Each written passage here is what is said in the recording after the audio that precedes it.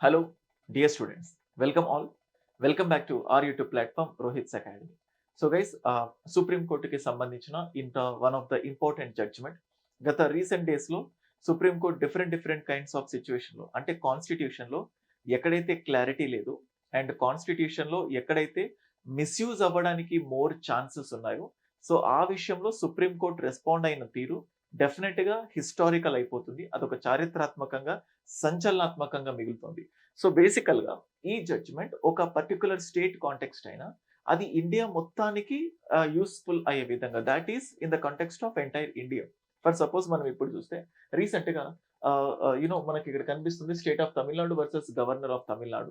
ఆ కేసులో supreme court governor ఎన్ని రోజుల్లో రెస్పాండ్ అవ్వాలి, ప్రెసిడెంట్ ఎన్ని రోజుల్లో రెస్పాండ్ అవ్వాలి అని తాను ఇచ్చిన జడ్జిమెంట్ ఏదైతే ఉంటుందో that has really made historical thing. And same అట్లాగే ఇప్పుడు తెలంగాణకు సంబంధించి సుప్రీం కోర్ట్ ఏదైతే 3 months డ్యూరేషన్ ఇచ్చిందో అయితే 3 months లో వాళ్ళని డిస్క్వాలిఫై చేయమని అయితే చెప్పలేదు. 3 months లో డిసైడ్ చేసుకోమని చెప్పింది. సో దానికి సంబంధించి ఈ తీర్పు ఏదైతే ఉందో ఇది కూడా చాలా చాలా హిస్టారిక్ అవ్వబోతుంది. సో ఈ కేసుకి సంబంధించి డీటెయిల్ గా డిస్కస్ చేసే ముందు యాంటీ డిఫెక్షన్ లా అంటే జనరల్ గా ఒక్కొక్క జడ్జిమెంట్ ఒక్కొక్క కాన్సెప్ట్ కు సంబంధించి చాలా ఇంపార్టెంట్. బేసిక్ స్ట్రక్చర్ కి సంబంధించి కేశవానంద భారతి కేసు ఎలాగైతే ఇంపార్టెంటో అలాగే ప్రెసిడెంట్స్ రూల్ కి సంబంధించి ఎస్ఆర్ బొమ్మాయి కేసు ఎంత ఇంపార్టెంటో సో సేమ్ అట్లాగే సో గవర్నర్ కేసెస్ కి సంబంధించి ఎన్ని కేసులున్నా రీసెంట్ గా వచ్చిన తమిళనాడు గవర్నర్ కేసు ఏదైతే ఉంటుందో అది అంత ఇంపార్టెంట్ గా మిగిలిపోయింది. పైగా అది రీసెంట్ న్యూస్ కి సంబంధించి కాబట్టి ఎగ్జామినేషన్ పాయింట్ ఆఫ్ వ్యూ ఇంకా ఇంకా ఇంపార్టెంట్. సేమ్ అట్లాగే యాంటీ డిఫెక్షన్ లా కి సంబంధించి అంతకుముందు చాలా మంది స్టూడెంట్స్ కి తెలిసిన ఇంపార్టెంట్ థింగ్ ఏంటంటే కిహోటో హోలోహాన్ వర్సెస్ జాచిల్హు అనే కేసు ఏదైతే ఉంటుందో ఇది చాలా మంది యాంటీ డిఫెక్షన్ లా గురించి నేర్చుకున్న దాదాపుగా స్టూడెంట్స్ అందరికీ కూడా ఆ కేసు గురించి ఎంతమంది ఇంపార్టెంటో సేమ్ అదే కాంటెక్స్ట్ లో ఇవాళ వచ్చిన జడ్జిమెంట్ ఏదైతే ఉంటుందో పాడి Kaushik Reddy versus state of Telangana ఇది కూడా అంతే ఇంపార్టెంట్ అవ్వబోతుంది. సో దానికి సంబంధించి ఇంపార్టెంట్ థింగ్స్ డిస్కస్ చేద్దాం. సో బేసికల్ గా ఈ కేసుకి సంబంధించి అంటే పొలిటికల్ యాంగిల్లో మనకు అవసరం లేదు. Only competitive examination point of view important. And అలాగే గ్రూప్ 1 కానీ యూపీఎస్సీ కానీ ఎగ్జామినేషన్స్ లో ఈ యాంటీ డిఫెక్షన్స్ లా ప్రతిసారి ఏదైతే న్యూస్ లో ఉందో ఆ న్యూస్ లో ఉన్న ప్రతిసారి దాని కాంటెక్స్ట్ లో మెయిన్స్ లో క్వశ్చన్స్ అడిగిన సందర్భాలు ఎన్నో ఉన్నాయి. సో దగ్గరలోనే యూపీఎస్సీ మెయిన్స్ రాబోతోంది. సో ఆ మెయిన్స్ లో కూడా ఈ జడ్జిమెంట్ కి సంబంధించి కానీ సుప్రీం కోర్టు ఇచ్చిన ఇంటర్ప్రిటేషన్స్ కానీ ఆ కాంటెక్స్ట్ లో లేకపోతే దగ్గరలో ఉన్న కాంపిటేటివ్ ఎగ్జామినేషన్స్ లో యాంటీ డిఫెక్షన్ లాకి సంబంధించి కొన్ని ఇంపార్టెంట్ కేసెస్ ఇంపార్టెంట్ పాయింట్స్ అడగటానికి ఛాన్సెస్ ఉన్నాయి. సో వాటిని ఈ వీడియోలో చాలా చాలా క్లియర్ గా డిస్కస్ చేద్దాం. సో బేసికల్ గా జరిగిన థింగ్ ఏంటంటే సో తెలంగాణ స్టేట్ లో 10 ఎమ్మెల్యేస్ బీఆర్ఎస్ పార్టీ నుంచి కాంగ్రెస్ పార్టీలోకి షిఫ్ట్ అవ్వడం జరిగింది. దానికి సంబంధించి పిటిషనర్స్ పాడి కౌశిక్ రెడ్డి గారు కానీ లేకపోతే కేటీఆర్ కానీ కొంతమంది కలిపి హైకోర్టులో సింగిల్ జడ్జ్ బెంచ్ లో పిటిషన్ పెట్టినప్పుడు ఆ సింగిల్ జడ్జ్ బెంచ్ ఇచ్చిన రెస్పాన్స్ ఏంటంటే ఒక 4 weeks లో ఒక 4 వారాల్లో సో ఈ ఎవరైతే పార్టీ ఫిరాయింపు చట్టం ప్రకారం అనర్హతకు గురవుతారో వాళ్ళకి సంబంధించి ఒక టైం ని షెడ్యూల్ చేసి వాళ్ళ వాదనలు వినండి అని చెప్పి హైకోర్టు సింగిల్ బెంచ్ చెప్పడం జరిగింది. ఎప్పుడైతే హైకోర్టు సింగిల్ బెంచ్ ఆ జడ్జిమెంట్ ఇచ్చిందో స్పీకర్ తరఫున తెలంగాణ స్పీకర్ తరఫున ఇంకొక జడ్జిమెంట్ మళ్ళీ హైకోర్టు డివిజన్ బెంచ్ కి వెళ్ళడం జరిగింది. సో అక్కడ స్పీకర్ తరఫున ఉన్న రెస్పాన్స్ ఏంటంటే that is nothing but so ఒక స్పీకర్ కి ఇన్ని రోజుల్లో డెసిషన్ తీసుకోండి, స్పీకర్ కి ఇన్ని రోజుల్లో రెస్పాండ్ అవ్వండి అని చెప్పే అధికారం కోర్టుకు లేదు అని చెప్పినప్పుడు డివిజన్ బెంచ్ కూడా దాన్ని సమర్థిస్తూ సో వీలైనంత త్వరగా ఒక రీజనబుల్ టైంలో మీరు రెస్పాండ్ అవ్వండి అని చెప్పి డివిజన్ బెంచ్ చెప్పడం అండ్ ఆ డివిజన్ బెంచ్ ఇచ్చిన తీర్పు ఏదైతే ఉంటుందో దాన్ని మళ్ళీ సుప్రీం కోర్టులో సవాల్ చేయడం జరిగింది. అండ్ ఇవాళ చూడండి మీకు ఇక్కడ కనబడుతుంది 9th September 2024 కి సంబంధించి అండ్ ఇవాళ ఆల్మోస్ట్ జూలై 31st 2025 అంటే ఆల్మోస్ట్ ఒక దాదాపుగా ఒక 10 months 10 months తర్వాత ఇవాళ సుప్రీం కోర్ట్ ఇచ్చిన జడ్జిమెంట్. సో సుప్రీం కోర్ట్ ఇచ్చిన జడ్జిమెంట్ ఏదైతే అది డ్రా చేసిన కంక్లూషన్స్ అన్ని ఈ వీడియోలో ఫస్ట్ క్లియర్ గా చెప్తాను.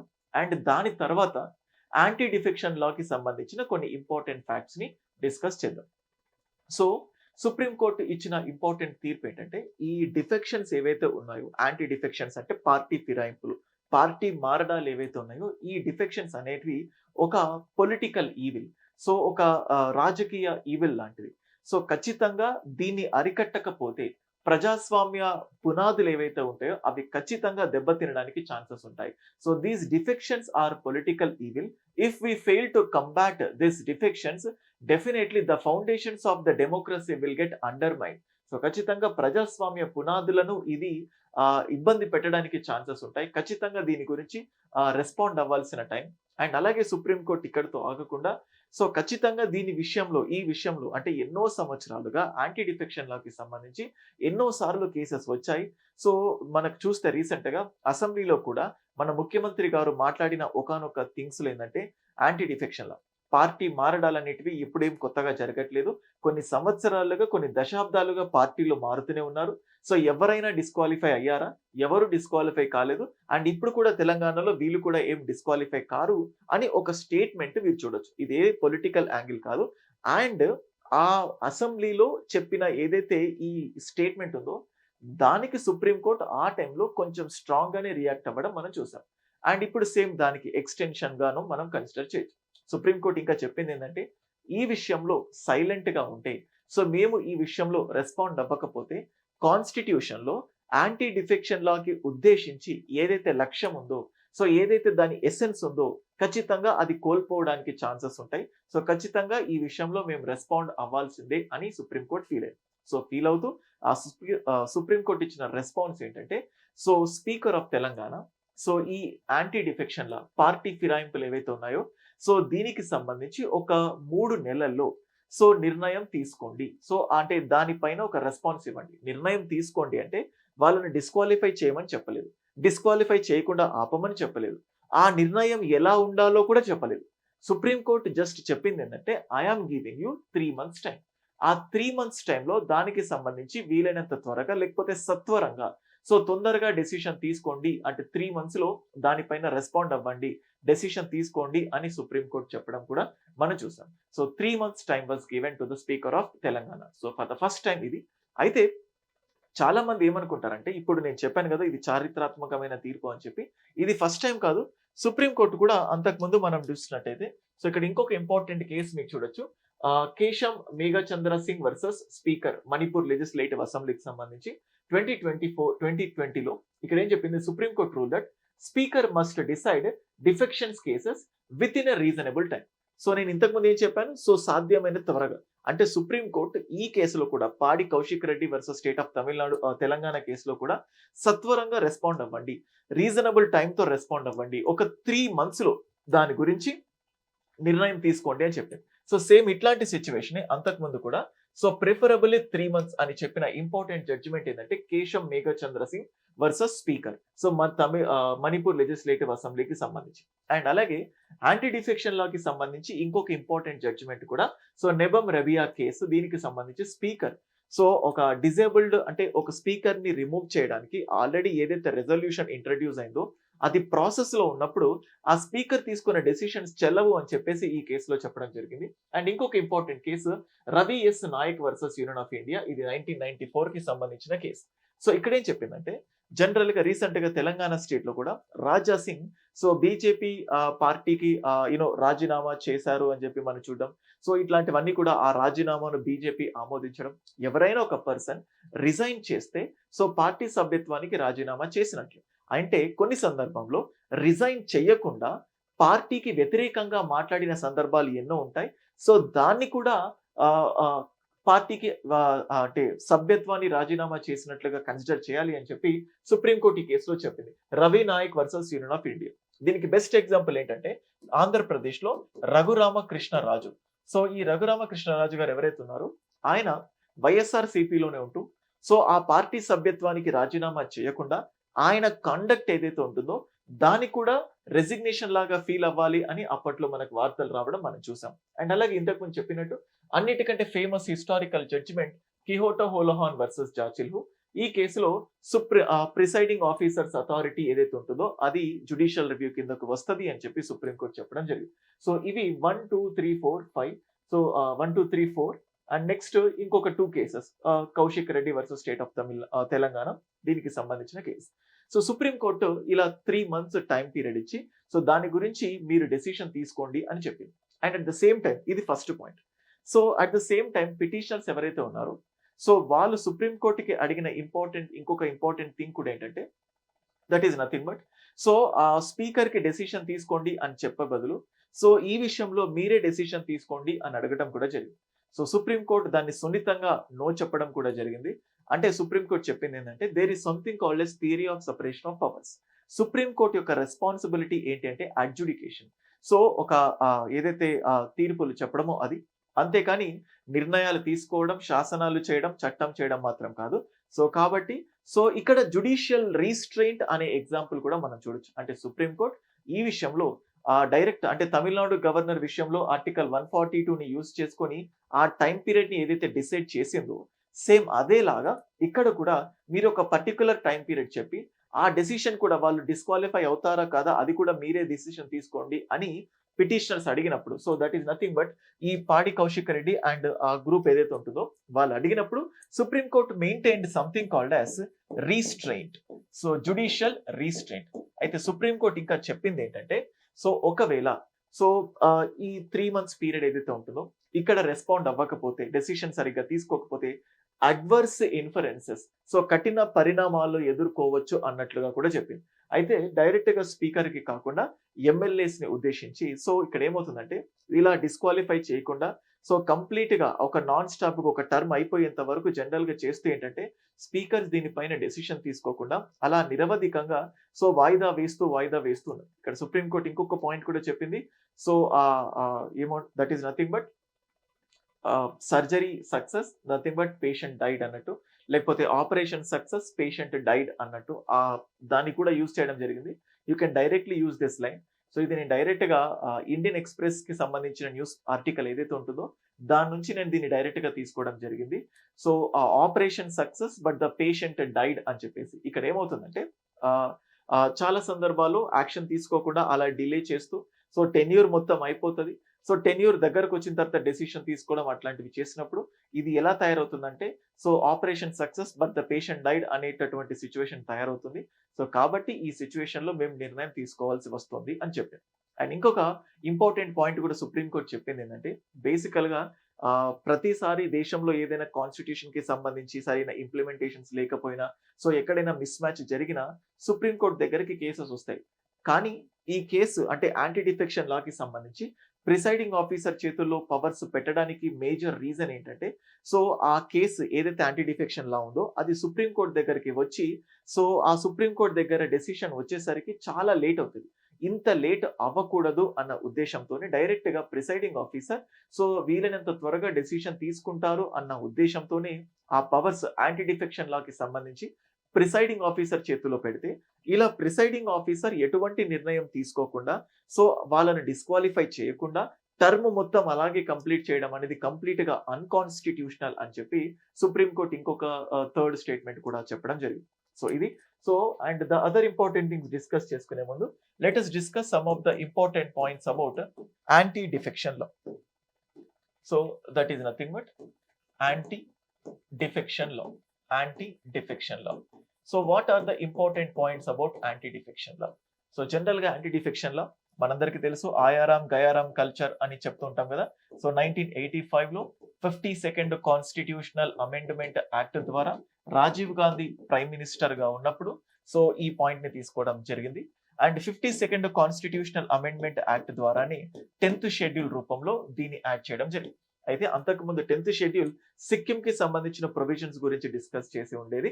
సో బట్ ఇప్పుడు అది పోయింది. తర్వాత దాని ప్లేస్ లో 10th షెడ్యూల్ లో యాంటీ డిఫెక్షన్ లా తీసుకురావడం జరిగింది. సో సింపుల్ గా చెప్పాలంటే సో ఒక పార్టీ నుంచి ఇంకొక పార్టీకి అంటే ఒక పార్టీ నుంచి గెలిచి మరొక పార్టీలో చేరితే సో బీఆర్ఎస్ పార్టీ నుంచి గెలిచి కాంగ్రెస్ పార్టీలోకి ఎవరైతే చేరారో సో అలా సో ఒక పార్టీ నుంచి గెలిచి ఇంకొక పార్టీకి వెళ్ళినా వాళ్ళు డిస్క్వాలిఫై అవుతారు.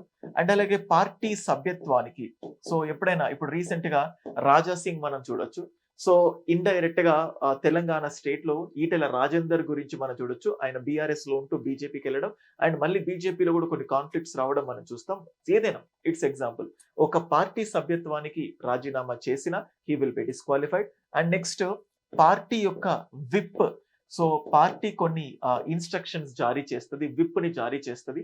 సో ఆ విప్ ని ఉల్లంఘించిన సో విప్ యొక్క ఆజ్ఞలు అంటే ఆ విప్ ఆదేశాలు అంటాం వాటిని ఉల్లంఘించినా కూడా that will come under disqualification. And అలాగే నెక్స్ట్ ఎవరైనా nominated candidates, so nominated candidates 6 months తర్వాత, 6 months ఆఫ్టర్, 6 నెలల తర్వాత ఏ పొలిటికల్ పార్టీలో చేరినా they will be disqualified. And అలాగే ఇండిపెండెంట్ క్యాండిడేట్స్, ఇండిపెండెంట్ గా పోటీ చేసి గెలిచిన వాళ్ళు ఏ పొలిటికల్ పార్టీలో చేరినా they will be disqualified under anti defection లా.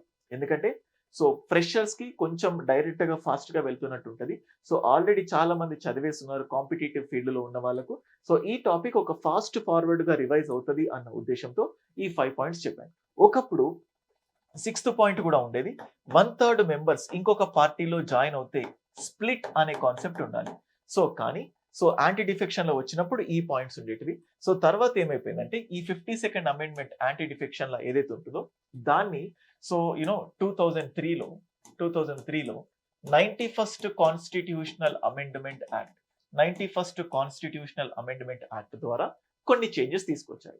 ఆ చేంజెస్ ఏంటంటే దట్ ఈస్ నథింగ్ బట్ ఈ 1/3 స్ప్లిట్ అనే కాన్సెప్ట్ ఏదైతే ఉంటుందో దాన్ని పూర్తిగా ఎలిమినేట్ చేసింది. ఈ 1/3 వంతు సభ్యులు ఒక పార్టీలో నుంచి ఇంకొక పార్టీలో చేరితే దాన్ని చీలిక అనేవాళ్ళు, స్ప్లిట్. సో ఆ స్ప్లిట్ అనే కాన్సెప్ట్ కన్ఫ్యూజ్ క్రియేట్ చేస్తోంది అని చెప్పి దాన్ని తీసేసి దాని ప్లేస్ లో 2/3 వంతు సభ్యులు, 2/3 మెంబర్స్ ఇంకొక పొలిటికల్ పార్టీలో చేరితే దాన్ని పార్టీ విలీనం, సో దాన్ని మెర్జింగ్ అని పిలవడం కూడా స్టార్ట్ చేశారు. సో చూడండి, ప్రజారాజ్యం పార్టీ మెర్జ్ అవ్వడం. ఇన్ఫాక్ట్ చూస్తే బీఆర్ఎస్ పార్టీ, సో అసలు యాంటీ డిఫెక్షన్ లా వర్తించకుండా చేయాలంటే బీఆర్ఎస్ పార్టీలో గెలిచిన 2/3 వంతు సభ్యుల్ని కాంగ్రెస్ పార్టీలోకి పిలిస్తే అప్పుడు బీఆర్ఎస్ పార్టీ విలీనం అవుతుంది. ఆ విలీనం అనే కాన్సెప్ట్ ప్రకారం ఎవ్వరూ డిస్క్వాలిఫై కారు అన్న ఉద్దేశంతో ఎక్కువ మందిని తీసుకోవాలి అన్న ప్రయత్నాలు జరగడం కూడా మీరు చూడొచ్చు. సేమ్ తెలంగాణలో టీడీపీ నుంచి, కాంగ్రెస్ పార్టీ నుంచి వాళ్ళందరినీ బీఆర్ఎస్ పార్టీలో, అంటే టీడీపీ అయితే ఏకంగా 2/3 మెంబర్స్ కంటే ఎక్కువ మంది టీడీపీ వాళ్ళను బీఆర్ఎస్ లో జాయిన్ చేసినప్పుడు టీడీపీ మెర్జింగ్ అనే కాన్సెప్ట్ మనం తెలంగాణలో చూడొచ్చు. సో ఇది పాయింట్ యాంటీ డిఫెక్షన్ లాకి సంబంధించి కొన్ని ఇంపార్టెంట్ పాయింట్స్. సో టోటల్ గా సుప్రీంకోర్టు తెలంగాణ స్పీకర్ కి 3 months లో నిర్ణయం తీసుకోండి అని చెప్పడం జరిగింది. అయితే ఆ నిర్ణయం ఏమై ఉండాలో కూడా చెప్పలేదు. కానీ ఇండైరెక్ట్ గా స్పీకర్ కి చెప్పకుండా ఎమ్మెల్యేస్ కి ఇండైరెక్ట్ గా ఒక స్వీట్ వార్నింగ్ టైప్ చెప్పడం జరిగింది. సో ఒకవేళ మీరు ఇలాగే సాగదీస్తూ ఇలాగే ప్రొలాంగ్ చేస్తూ సో ఈ మిస్యూజ్ చేయాలని చూస్తే మీరు అడ్వర్స్ ఇన్ఫరెన్సెస్ ని, లేకపోతే కఠినమైన నిర్ణయాల్ని సుప్రీంకోర్టు నుంచి ఎక్స్పెక్ట్ చేయొచ్చు అనేటటువంటిది కూడా చెప్పింది. At the same time supreme court restraint, తాను డైరెక్ట్ గా జడ్జిమెంట్ ఇవ్వడానికి ఇష్టపడలేదు, స్పీకర్ చేతిలోనే పవర్స్ పెట్టడం జరిగింది. అండ్ డెమోక్రసీని కాపాడటానికి, సో ప్రజాస్వామ్య పునాదుల్ని నిజంగానే కాపాడాలంటే యాంటీ డిఫెక్షన్ లా యొక్క లక్ష్యాన్ని ఖచ్చితంగా కాపాడాలి. ఆ లక్ష్యాన్ని కాపాడే దిశగానే మేము ఈ 3 months టైం పీరియడ్ అనే కాన్సెప్ట్ ని చెప్పాము అని చెప్పడం జరిగింది. అండ్ అలాగే ఈ స్పీకర్ యొక్క జ్యుడిషియల్ రివ్యూ గురించి కూడా డిస్కస్ చేస్తూ, అంటే జనరల్ గా యాంటీ డిఫెక్షన్ లా పైన నిర్ణయాలు తీసుకునే అధికారం ఎవరి చేతిలో ఉంది? ప్రిసైడింగ్ ఆఫీసర్, సభాపతి. మరి ఈ ప్రిసైడింగ్ ఆఫీసర్ సో అసెంబ్లీలో అయితే స్పీకర్, కౌన్సిల్లో అయితే చైర్మన్, లోక్సభలో అయితే స్పీకర్, రాజ్యసభలో అయితే చైర్మన్. అయితే ప్రాబ్లం ఏమొచ్చిందంటే ఈ ప్రిసైడింగ్ ఆఫీసర్ కి ఒక పర్టికులర్ టైం లిమిట్ అనేది పెట్టలేదు, ఏ టైం పెట్టలేదు. సో ఏ టైం పెట్టకపోయేసరికి స్పీకర్స్ లేకపోతే చైర్మన్స్, అంటే చెప్పాలంటే ప్రిసైడింగ్ ఆఫీసర్స్ ఎటువంటి డెసిషన్ తీసుకోకుండా సో అలాగే కావాలని దాన్ని డిలే చేయడం లాంటివి మనం ఎక్కువగా చూసాం. సో ఆ టైం లిమిట్ లేకపోయేసరికి మనకు పెద్ద ప్రాబ్లం వచ్చింది. ఈ టైంకి సంబంధించి ఆల్మోస్ట్ తెలంగాణలో 14 నెలలు అయిపోయింది. 14 నెలలు అయిపోయినా సో కనీసం ఒక పాయింట్, అంటే కొంచెం రెస్పాన్స్ కూడా ప్రిసైడింగ్ ఆఫీసర్ నుంచి రాలేదు. నేను ఇలాగే వెయిట్ చేస్తే సో అది ఇలాగే కంటిన్యూ అయిపోతుంది. సో మళ్ళీ నెక్స్ట్ టెన్యూర్ అయిపోతుంది. ఇప్పుడు రెస్పాండ్ అవ్వకపోతే ఇండియా మొత్తం ఇటువంటి సీన్స్ రిపీట్ అవుతూ ఈ యాంటీ డిఫెక్షన్ లాకి సంబంధించిన లక్ష్యం ఏదైతే ఉంటుందో అది పూర్తిగా నీరు గారిపోవడానికి ఛాన్సెస్ ఉంటాయి అని చెప్పి ఈ టైం లిమిట్ ప్లేస్ లో ఒక 3 months పెట్టడం జరిగింది. అయితే వీళ్ళని డిస్క్వాలిఫై చేయమని సుప్రీంకోర్టు చెప్పలేదు. మేబీ ఈ 3 months లో వాళ్ళు రెస్పాండ్ అవ్వకుండా సో మనం చూస్తే ఆ డిఫరెంట్ లీగల్ ఎక్స్పర్ట్స్ ని కనుక్కొని దాన్ని అలాగే ప్రొలాంగ్ చేయాలని చూస్తే మేబీ సుప్రీంకోర్టు ఈ 3 months లో ఆ 10 మందిని డిస్క్వాలిఫై చేస్తున్నాను యాంటీ డిఫెక్షన్ లా ప్రకారం నేనే అని చెప్పినా కూడా ఆశ్చర్యపోనక్కర్లేదు. దానికి సుప్రీంకోర్టు ఆర్టికల్ 142ని యూజ్ చేసుకొని రెస్పాండ్ అవ్వడానికి ఛాన్సెస్ ఉన్నాయి. నేను యాంటీ డిఫెక్షన్ లాకి సంబంధించి చెప్పే ప్రతిసారి Aayaram గయారం culture, resort politics, corruption ఎలా ఇంక్రీజ్ చేస్తుంది, సుప్రీంకోర్టు విధానం ఎలా ఉండాలి, స్పీకర్స్ ఎలా దాన్ని మిస్యూజ్ చేస్తున్నారు.